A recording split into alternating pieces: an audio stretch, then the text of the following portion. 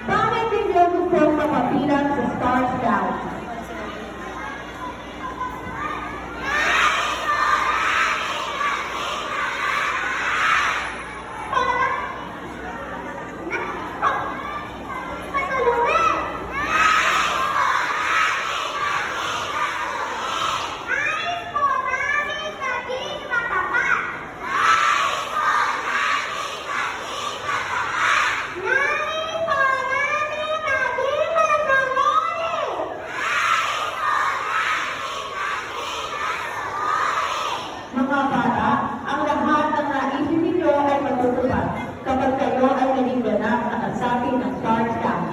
Ngayon, ay binigyan ninyo ang pangako at batas ng Star Scouts. Itaas ang manang kamay sa aras ng panunumpa. Pangako ng Star Scout!